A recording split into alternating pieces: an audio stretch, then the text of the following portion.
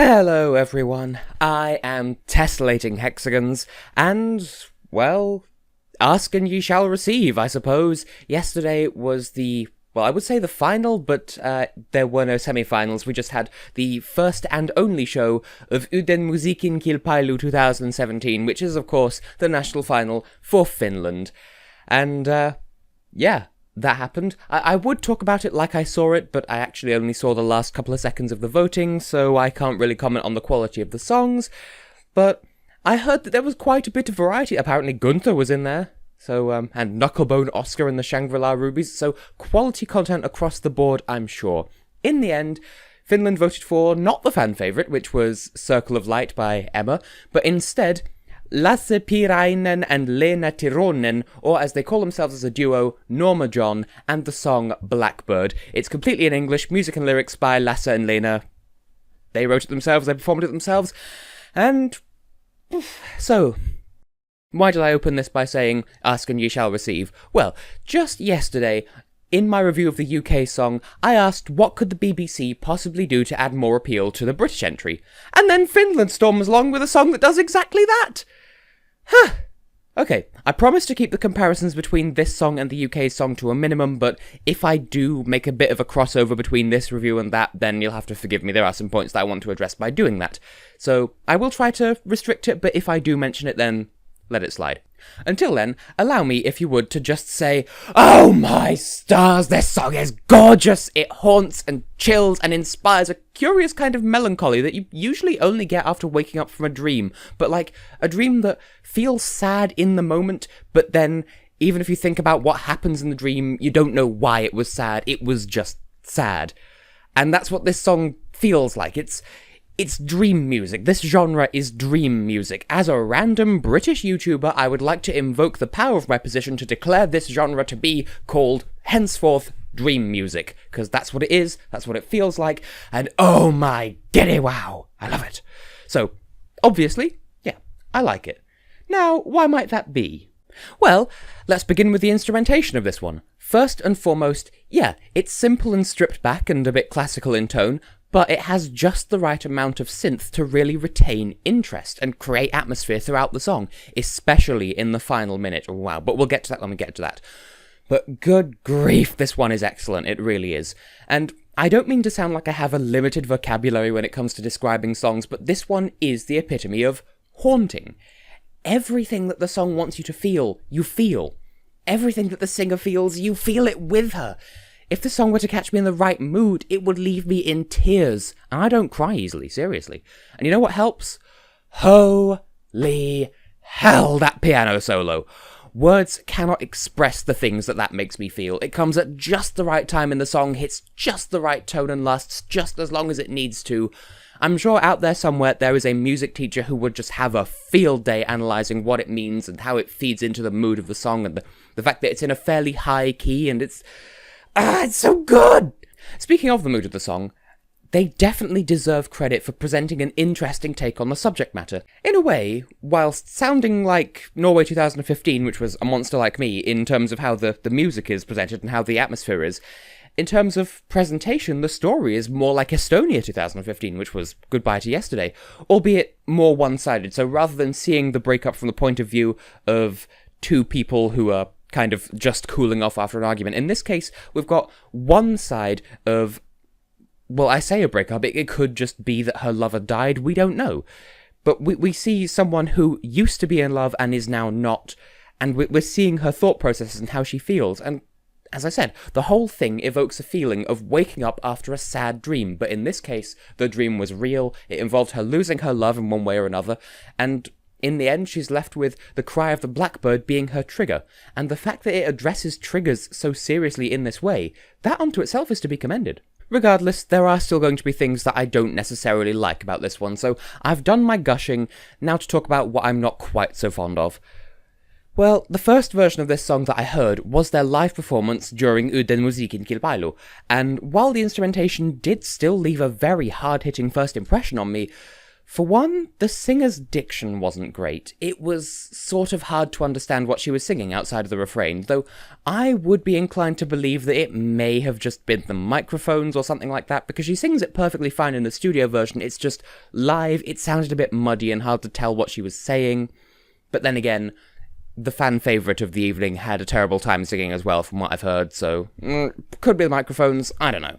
But as well as that, in the live performance, the piano solo is much too quiet compared to the backing track.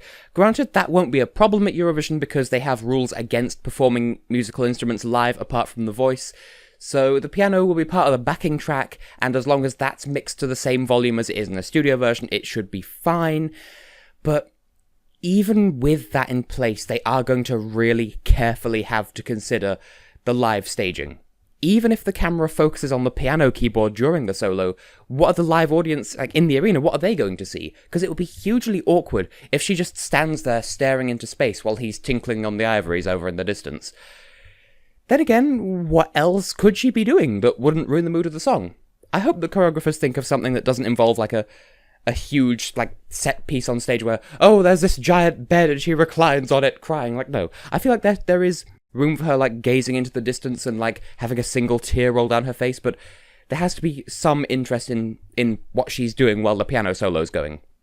But if she's just standing there, like in UMK, then, that isn't quite ideal. But then again, that's just me, and nobody's employed me as a professional choreographer yet, so what do I know, am I right? So now we come to possibly my favourite part of the review, ratings out of 10. Personally, my subjective, personal opinion, this song gets a 10. Yes, ladies and gentlemen, and everyone else, we have found the first perfect 10 of the year, at least in the personal taste department. This song does everything the UK's song does, and it offers some type of cookie to get you involved from the get-go and keep you there. It makes me feel so many feelings. It makes me feel like I'm right there inside the singer's head during the story of the song, and on a bad day it could make me cry. This is some powerful magic that Finland's playing with here, and hopefully they don't ruin it for themselves. I don't know how they could, but hopefully they won't. Now, technical score out of 10, I'm gonna go with 9. Now, hear me out. It is a perfect 10 in the personal opinion department, but on a technical level, I'm only giving it a 9 because while it does do everything the UK's song does, plus the additional means of attracting and retaining its audience, live, the vocals aren't as powerful perhaps as they should be, and the delivery, at least in terms of body posture and facial expressions, isn't quite as emotionally intense as the song requires. Like, live, it does seem like she does seem to be a bit detached from the staging, which is good because that's what the song calls for, but she does need to show a bit more emotion rather than just going, Blackbird dancing. Like, she's not quite as bad as that, but there does need to be a bit more there. And if she's just standing static, there like needs to be a little bit of body language, but not like constantly fluidly melting across the stage, but there does need to be a bit more there. And the piano solo, as I said, at least in UMK, the piano solo needs to be louder, and there needs to be careful consideration regarding how that's going to be choreographed at that point in the song. Also, if it were down to me, in the final mix of what they're going to be playing as the backing track in Kiev, I would actually focus on making the piano solo louder than it is in the studio version, so that way it's really emphasised when he's miming it live, because he's going to be at a piano miming it in the live performance, I'm sure. And in order to make that really pop, I would make the piano solo a bit louder. That'll put more focus on it, and it'll really deliver on how much impact it has. I know what I mean, I'm just terrible at wording it. Compared to last year's finish entry, I'm not going to bother teasing you with this one, I'm not going to sugarcoat it. Obviously, Blackbird is the better of the two. Now, don't get me wrong, Sing It Away was a lovely little fun time. It had a good message, it had a feel-good atmosphere, but in terms of delivery and production value, Blackbird blows it out of the water easily, and that's not even a reference to the music video. Even after the less than clear vocals during UMK, Lasse and Leena promised to deliver something truly special when they reach Kiev. Contrast Sandhja, whose live vocals in Stockholm were not so great, coupled with kind of awkward choreography and unflattering costumes, to say the least, complete with a pan scourer for a headpiece. Besides that, it just, I don't know, something about the deep emotional chords that Blackbird strikes just makes Sing It Away feel insincere. Also, there is something rather tickling about the fact that this song and that song kind of have opposite messages, where Sandhja's like, yeah, sing it out, and then Lasse and Leena are standing there like, no, don't sing. Do anything but sing, please. So do I think it'll qualify? Well, I certainly hope it does. But with songs like this, there's always that risk, you know? I think the main factor affecting whether or not we'll see this in the final, and more than any other song so far this year, is its place in the running order in the semi-finals. Consider, if it opens the show, or if it's next to a song like Russia last year, it will get swallowed up, because it's subtle, it's refined, but it's quiet, and it... Just by virtue of being a ballad, some people will lose interest immediately, and if it's next to something bigger and bouncier, then they'll favour that instead, naturally. So yeah, if it's next to something like You Are the Only One, it will stand to lose a whole chunk of points, but if it's towards the end of the show, and it's nestled between songs that aren't too over the top, then it will stand out, and it will most likely sail through into the final, because the juries are bound to love this one, and the public, I'd like to think they'd be convinced, because it's, as long as she really sells us on the live performance, then... yeah, I think the public can be convinced, at least to something of a degree, of the worth of this song. If it does get put early on next to a big blustery number though, the question does remain. It will cost them points, but will it cost them enough points for them to drop out of the top 10? That, I can't say with any certainty at all. We'll just have to wait and see, won't we? So, if she puts more emotion into her face and posture and really blows us away with her live vocals, then yeah, I think we can see Finland...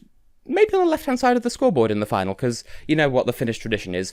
Whether they qualify or not, either they do terribly or they do brilliantly. Finland doesn't do half measures. So on that note, I will say, good luck to you, Finland, and we will see you in Ukraine.